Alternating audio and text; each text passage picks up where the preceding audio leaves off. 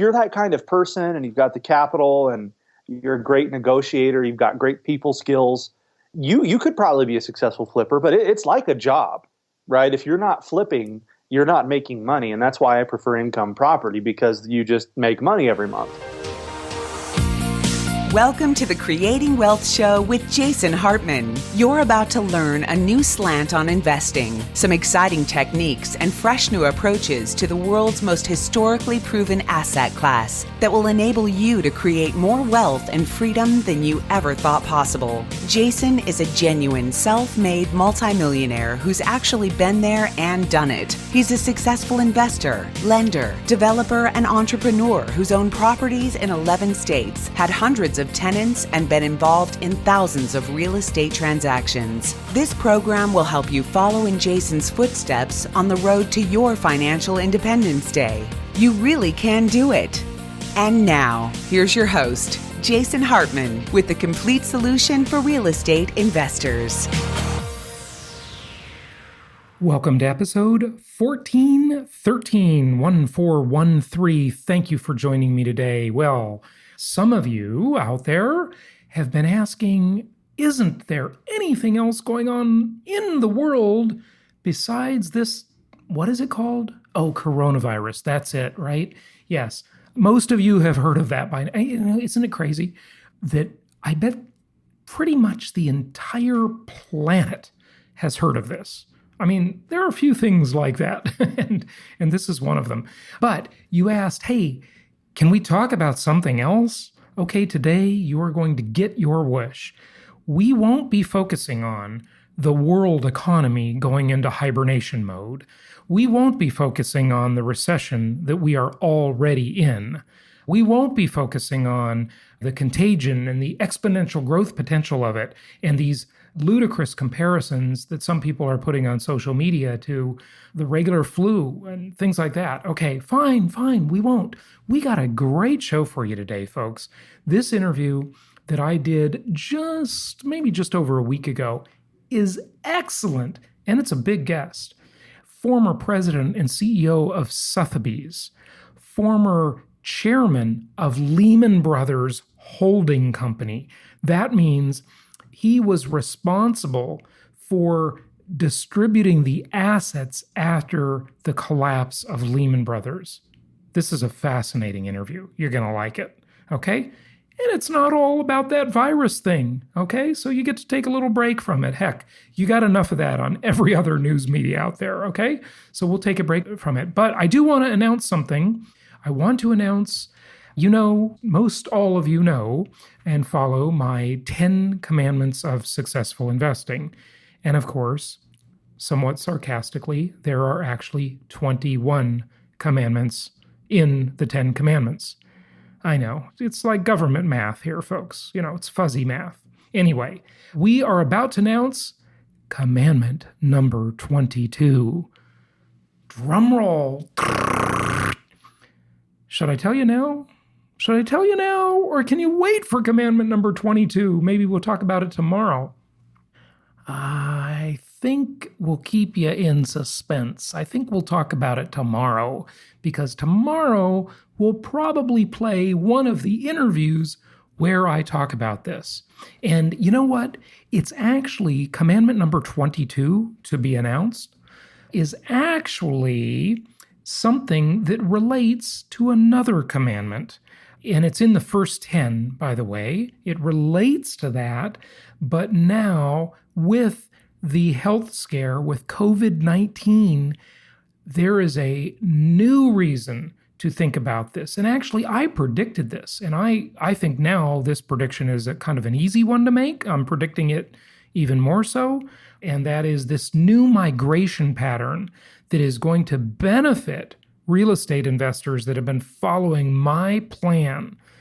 Migration patterns will change.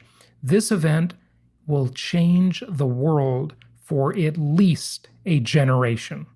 Okay? It will change the world for at least a generation. And remember, coronavirus won't be the last viral outbreak. And we've had them before. Fortunately, they weren't as significant as this one. It at least not since the Spanish flu 100 years ago. But, we had H1N1, we had the bird flu, the swine flu, right? We've had these things, okay? But this one being far more significant. And this one is going to change a lot of habits. And in my first 10 commandments, I unknowingly was recommending a tangential part of commandment number 22. And I think we'll announce that tomorrow. But this interview does not give me a lot of time to do a big intro today. So look, everything's in the news. We're going to be covering more of this stuff. We're going to have Chris Martenson on Flashback Friday. He's been covering the coronavirus thing extensively, but we're going to do a flashback show because he's been on the show several times. Peak Prosperity, Chris Martenson, he did the crash course many years ago, and I think you'll find Flashback Friday interesting as well. But tomorrow, for Wednesday, we will go back into it. We will talk about commandment number 22 and how it's going to benefit all of you who have been following my investing philosophy. So that is coming tomorrow, but today we got a fantastic interview. You're really going to like this interview. So enjoy it as we talk about Sotheby's, as we talk about Lehman Brothers, and we look back on what history just 10 years ago can teach us about what we are going into right now. What we are going into right now is a different flavor for sure, but definitely a global recession. So I think this will be educational to you from a historic perspective for sure. If you need us, reach out to us, jasonhartman.com. That's jasonhartman.com or 1-800-HARTMAN. Get a hold of one of our investment counselors. Have them help you make adjustments to your portfolio so that you can invest properly to not only survive, but thrive in pandemic times. jasonhartman.com. Okay, let's go to the interview. It's my pleasure to welcome Michael Ainslie. He is the former president and CEO of Sotheby's and the National Trust for Historic Preservation.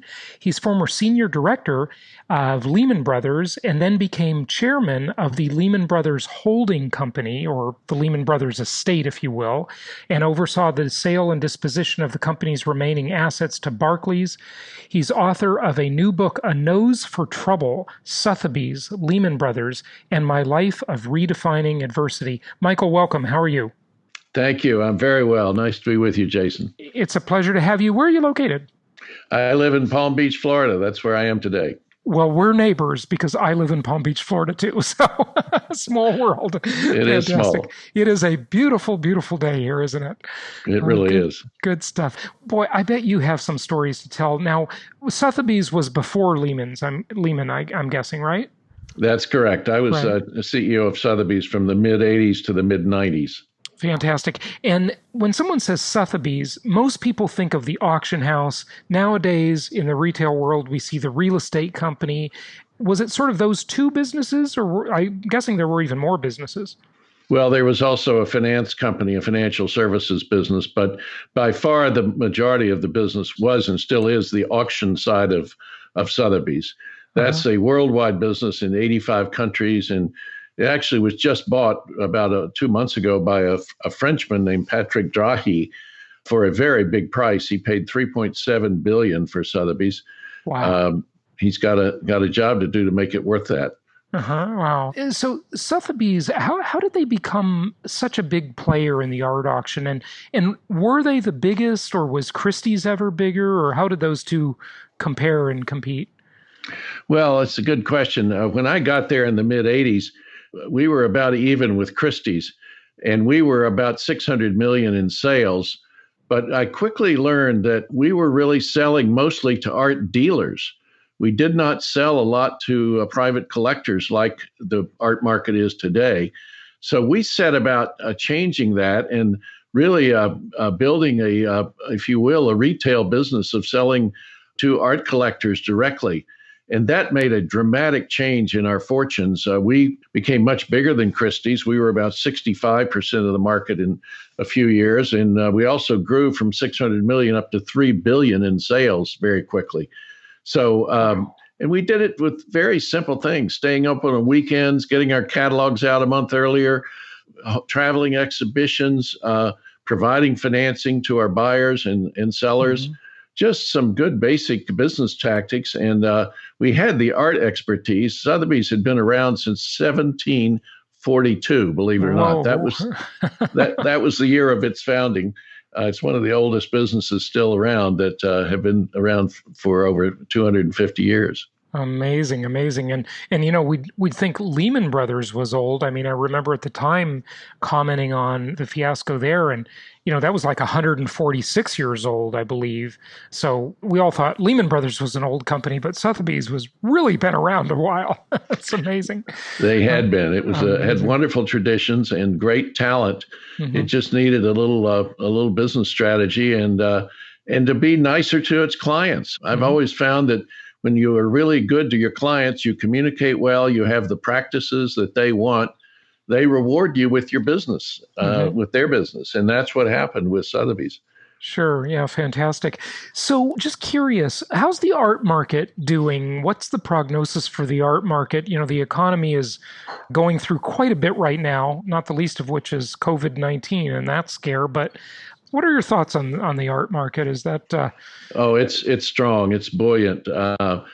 In a way, our success in the 90s of really making the auction room much more accessible to people literally from every corner of the world has succeeded to such a degree that you never know today whether it's going to be a new wealthy Chinese buyer or a Russian buyer or an American buyer or a South African buyer. It's just a global market with great and easy communication through the internet and digital catalogs. Yeah. So it's become a place, frankly, where wealthy people can get known very quickly. Part of that is a little bit unsettling because it's become a lot about the ego of the buyer, not so much about the value of the art sometimes. Right. So when the buyer wins an auction that's, maybe the highest price ever paid for a piece, that's good for their brand, right? Well, it certainly gives them a high profile in an instant. They become known overnight around the world. And that, unfortunately, it's leading to a lot of good collectors can't afford to play in the game anymore because these newly wealthy billionaires are buying everything. Yeah, they just crowd everybody out. Sure. Yeah, that's amazing. Does that tell us that there's just a lot of money sloshing around in the world? And when I say a lot, I mean compared to what it used to be. Is the world getting a lot richer, or is it that the concentration, or maybe there's less concentration really because there's more players? It's obviously more globalized. Just any maybe anecdotal thoughts on that? Well, I think there clearly are more wealthy people in developing economies all over Asia, China being the leader, but all over Asia. Many, many countries in Eastern Europe now have very wealthy people. And that wasn't the case 30 years ago. This is a new phenomenon. And again, I say the art market and the purchasing of major works of art has become a way for them to distinguish themselves. So the art market, in a sense, has become a proxy for a growth in the really wealthy. Yeah, really quite interesting. Now, we'll kind of finish up on the Sotheby's topic, maybe. Did you want to talk about the scandal that happened after your departure?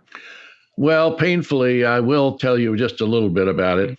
I was brought into Sotheby's as CEO by a man named Alfred Taubman, a big wealthy developer from Detroit. He passed away about 3 years ago. Yeah. He was my chairman. And then when I departed after about 10 years, a woman named Dee Dee Brooks was promoted to be the CEO. Unfortunately, the year before I left, she was worldwide chief operating officer, and she began an extensive illegal collusive activity with Christie's, with their CEO. I was completely unaware of this, and the courts later and the Justice Department validated that. Taubman was blamed for making her do it to keep her job. For a lot of reasons, which I detail in my book, I do not believe that to be the case. Dee Dee was an incredibly strong, willful woman. She literally had her name on 500 pages of illegal agreements, documents with Christie's that was turned into the Justice Department. Taubman's name was not on one of them. So she blamed him conveniently. He spent a year in jail for the price fixing.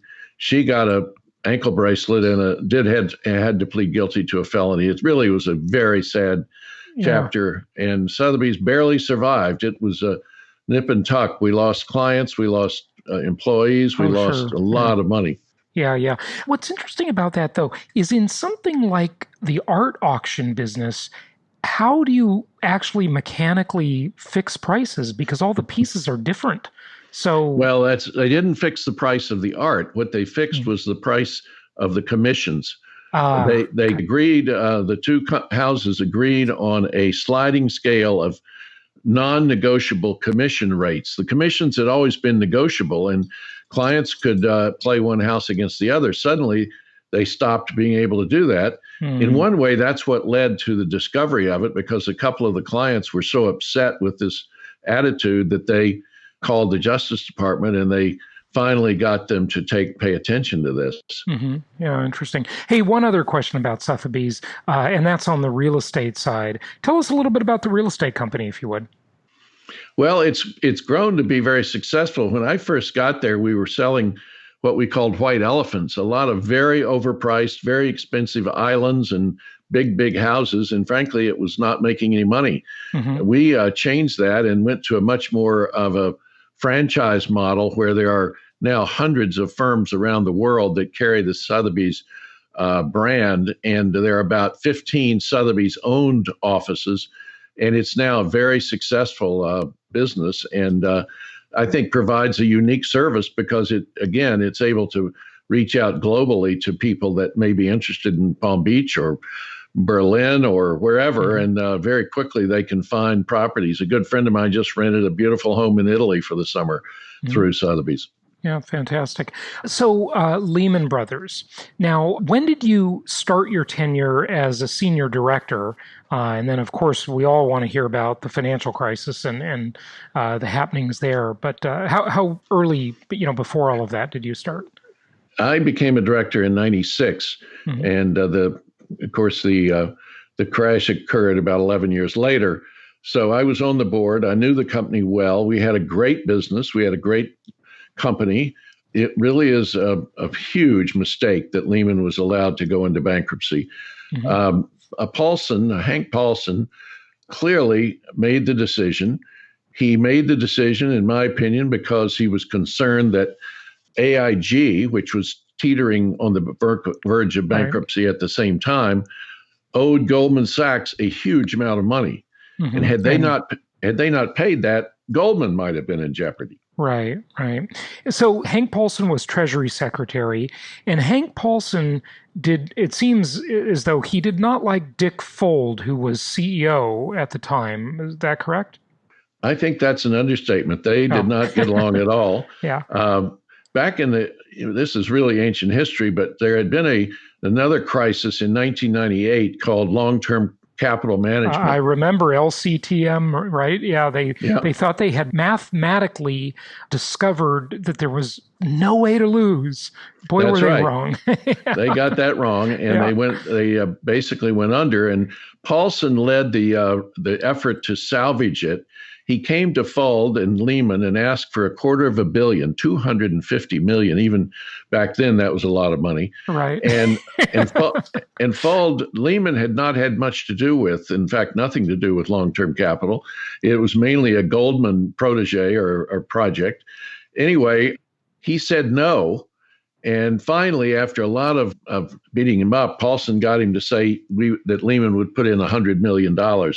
That left a bad taste in Paulson's mouth. He did not like Fuld saying no to him. Most of the other banks on Wall Street said yes at that point. So they had other run-ins. They dealt with each other fairly regularly. We had just taken a great talent away from Goldman named George Walker, who became the head of all asset management for Lehman. So there was a lot of rivalry between the two firms. Yeah, that's something. And there was, I can't remember, I think there was an actual name for this meeting, but there was sort of an emergency meeting that Paulson convened at the Federal Reserve right on the brink of the financial crisis. Saturday morning. And Lehman was not invited, right? Lehman was the cadaver on the table. They had the 8 top commercial and investment banks, and they divided them into 2 teams and said, you look at the balance sheet and you look at the value of the assets and see if you can come up. They gave them 2 hours. Geithner said, you have 2 hours to save Lehman. Well, needless to say, they concluded that they couldn't, and you couldn't, no way you could analyze a $600 billion balance sheet in 2 hours. So the policy decision was made. And here's another interesting point. It should have been made by Ben Bernanke, who was chairman of the Federal Reserve. It's his job to finance banks and institutions. He delegated that and abdicated and gave it to Paulson, who was a political figure and clearly had a long and close relationship with Goldman Sachs. Right. Well, he was CEO of Goldman Sachs, wasn't he? Until not long before this. Right, exactly. By the way, everybody in big government finance positions worked at Goldman at one time or another. It seems like. And he had just sold, less than 2 years earlier, he had just sold his Goldman stock he had to go into the government, which was $480 million of his personal holdings. Wow, that's something else. So let me ask you to speculate on 2 different things. And, I'll just tell you where I'm coming from. Like, philosophically, I didn't agree with any of these bailouts. Now maybe practically that was a bad idea, but it kind of felt like corporate socialism. It felt like the big guys were getting bailed out, and why should we do that? And then Goldman, the same year they paid themselves all their big bonuses, and everybody was mad about that. But let's just assume that none of the bailouts happened, and maybe I'm not using the correct word. Maybe you don't even want to call them bailouts. That's what I call them. But let's say they didn't do any of that. What would have happened? Would the world economy have just ground to a halt and been so much worse? Like, just speculate. Yes. What would that have been? Just a death march? I mean, what would that have looked like? It would have made the 1929 crash look like a popcorn party. It would not have been pretty at all. The Lehman board considered not declaring bankruptcy, but we knew that if we did not declare bankruptcy that night and the Fed had refused to lend to us the next morning, there would have been chaos in the world. There would have been many bankruptcies. Goldman Sachs was not far behind. Morgan Stanley and Merrill Lynch were very close to the limit. Look, this all stems back to a lot of bad judgments that were made about the housing market. Sure. The government wanted to see more middle and lower income people buy houses. Yep. And so they made a huge push to get more and more financing going to those buyers of that market. And are you referring to the Community Reinvestment Act when you say that, or are you talking sort of generally about it? I'm talking generally, not the CRA. No, that had some good qualities to it. This was more the use of Fannie Mae and Freddie Mac and the basically subsidizing mortgages, getting more and more people to buy houses with, frankly, mortgages that they couldn't afford. Right, and that ended up with what became what's called the subprime crisis. Sure. Lehman was not even a big player in subprime. Our big problem was quality real estate. We bought Artstone, a big provider of luxury apartments, right before the crash for $22 billion, and then couldn't liquidate it, couldn't sell it off. That was one of our problems. If your scenario had played out, let me tell you, we'd all be doing something else than living in Palm Beach. Okay, sure. Well, but what would that have meant to the common man or woman on the street? Like, what would that have meant to the middle class? What would have happened? How would they have? I mean, we all know what happened because we were there. But if there were no bailouts, what would that have looked like? Well, let me tell you one fact, that there's a really good book out there that I urge your readers and you to look at. The professor, head of economics at Johns Hopkins, is a very bright economist named Lawrence Ball, Larry Ball. And his book is called The Fed and Lehman Brothers. And he looks at it in great depth, much more depth than anyone else has. Sure. He also has taken a 10-year after Lehman's bankruptcy look at all of the countries of the OECD, the European Community. Right. He concluded that the growth rate in those countries, because of the Lehman bankruptcy, principally the crisis of the '08, that the growth rate in those countries is 8 percentage points lower than it would have been. In other words, those economies have never recovered 12 years later. Mm-hmm. So you ask what would have happened? Huge unemployment, huge disinflation, values of everything would have dropped. And is that because financing would have seized up even more than it did? I mean, we felt like it seized up to a large extent, but would it have been more so?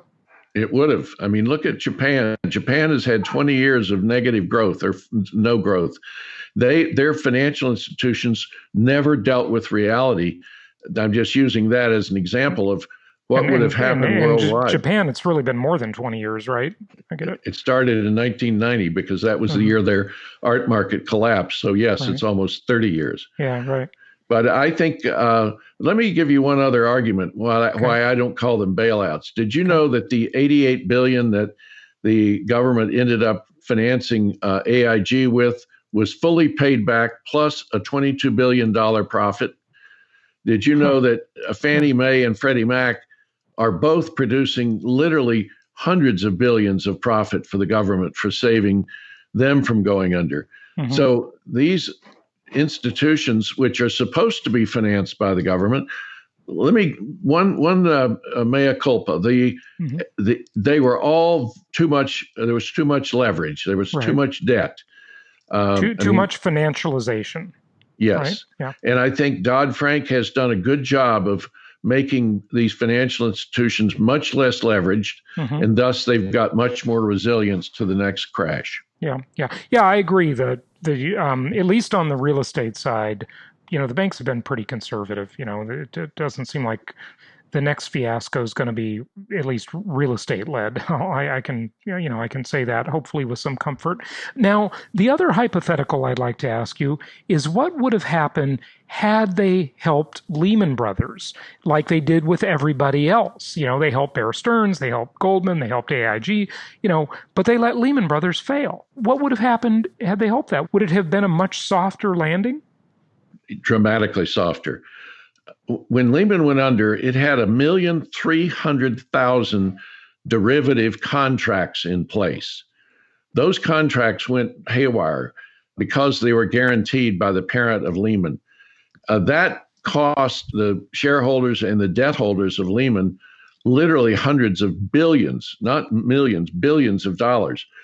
I don't think Paulson and Bernanke understood that. The interconnectedness of all these institutions, because those contracts were held by other banks, all of whom came in and tried to put in huge claims after the bankruptcy. That was one of the more interesting parts of my time as chairman of the bank, the Lehman estate, was trying to adjudicate all of these claims that came in from Chase and Citibank and Goldman and all these people. They were feeding at the trough, literally. Yeah, right. So had Lehman been bailed out, would we have had a Great Recession at all? Or, we were still having bank failures of retail banks. Washington Mutual. Describe how that would have looked had Lehman been saved. I think that we would have had a much softer recession. Clearly, assets were overpriced. There was too much leverage in the system, and there would have been a lot of other failures. But what happened is banks stopped trusting each other. Banks, there is such a daily interplay between all of these organizations. Let me give you one other example.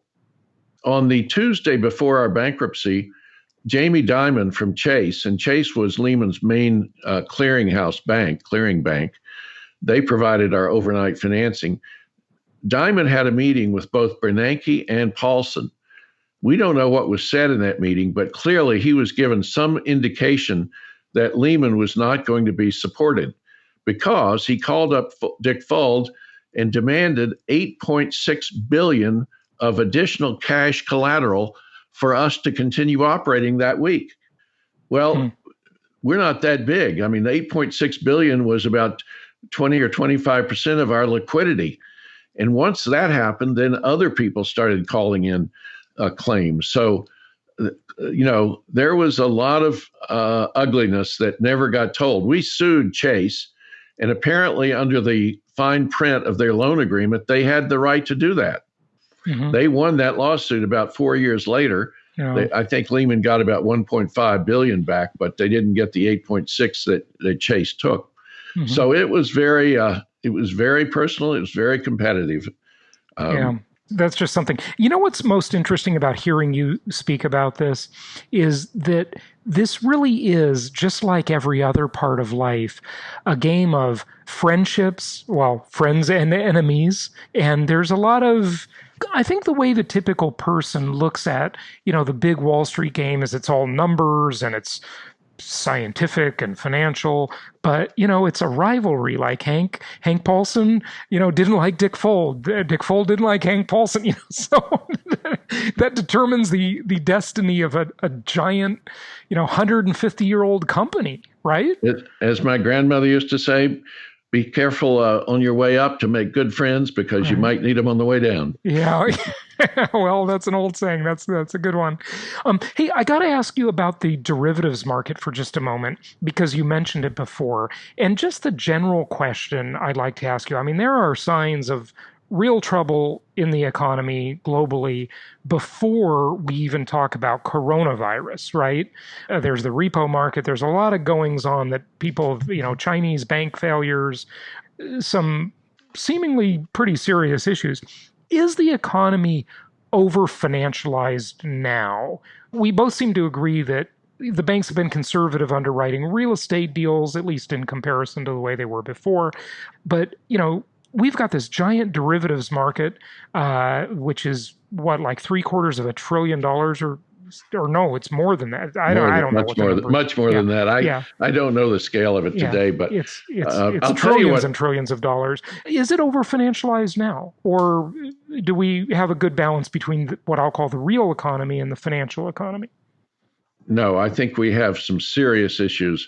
To me, the biggest one is the underfunded pension liabilities of our major cities and states. And countries. Don't forget countries. And countries. Yeah, and countries, our own included. Yep.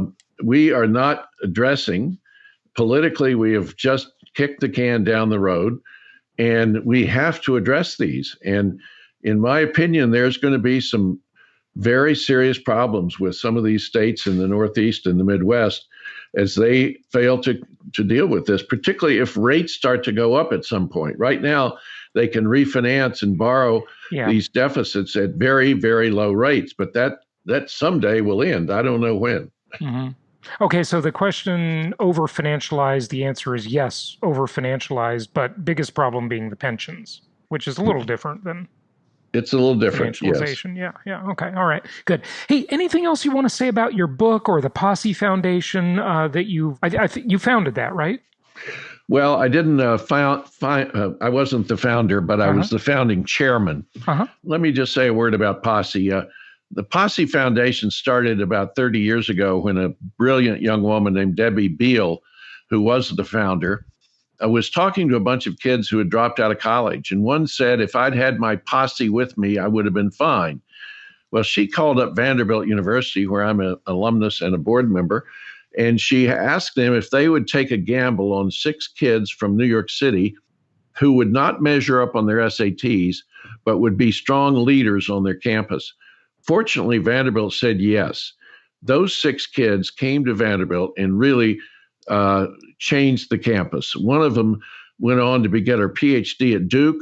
She was the daughter of a Dominican cab driver. She went into academic life, and she became the dean of the college at Middlebury. And today, she is president of Ithaca College at 45 years old. Mm-hmm. She is a remarkable woman, and that began a whole process. Today, Posse sends teams of kids from public high schools. These are young leaders from urban schools, not all of them low income, but many are. We've now sent 9,200 kids to college, and they go to the most elite universities: University of Chicago, Vanderbilt, Brandeis, Pomona, Claremont, on and on. 57 universities take a Posse now because these kids come in and they just do amazing things on campus, and 90% of them graduate. So that's been my passion. I've been the chairman for 15 years. I'm now just a board member, but chair emeritus. And Posse has gotten these kids over $1.5 billion of scholarships over the last 30 years. Yeah, fantastic. Good stuff. Anything else about the book, or just any final comments you want to share? Maybe a question I didn't ask you.